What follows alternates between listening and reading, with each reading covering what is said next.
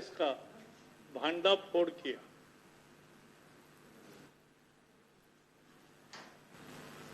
उन्होंने ये बताया तारीख सहित कि केसीआर ने कहा उनको कि वो एनडीए में आना चाहते, लेकिन मोदी जी ने कहा कि नो, उन्होंने रिजेक्ट किया।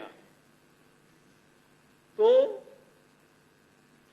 केसीआर के साथ बीजेपी कभी नहीं जाएगी।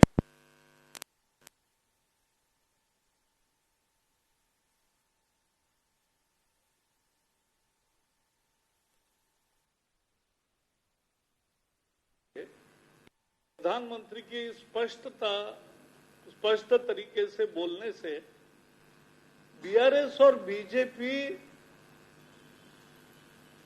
के समझौते का, अंदर खाने अंडरस्टैंडिंग का जो अफवाह कांग्रेस और बीआरएस दोनों फैला रहे थे, उसका भांडाफोड़ हो गया और वो अफवाह सदा के लिए अब खत्म हो गई। उल्टा बीआरएस और कांग्रेस एक है, यह हमने 10 बार दिखाया और वो सबको मालूम है वो कैसे अलायंस में थे, कैसे मर्जर करना चाहते थे, कैसे उनके मंत्रिमंडल में मंत्री थे और बाकी भी।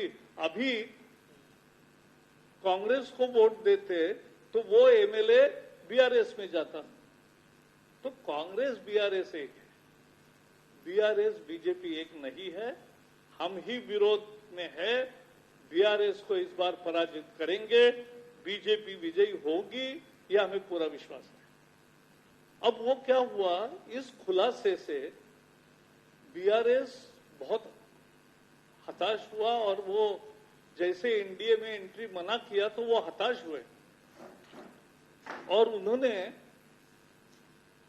प्रधानमंत्री के प्रवास में, दौरे में स्वागत को जाना ही बंद कर दिया। ये क्या है? पूरा प्रोटोकॉल खत्म करके वो इस तरह से उनके बाइकआउट करते एक तरह से, तो ये उनकी हताशा है। और कल केटीआर ने जो बोला वो बहुत ही निंदनीय है। प्रधानमंत्री को लायर कहता है। सच बताया, मोदी जी ने सच्चाई बताई। बताओ केटीआर और केसीआर, आप प्रधानमंत्री को मिले थे कि नहीं? आपने प्रधानमंत्री को एनडीए में आने की इच्छा जताई थी कि नहीं? और प्रधानमंत्री ने मना किया, इसलिए नहीं आ सके। तो ये सच्चाई क्यों नहीं बताते? ये सच्चाई बतानी चाहिए, क्योंकि हम लड़ाई कर रहे तेलंगाना की जनता के लिए।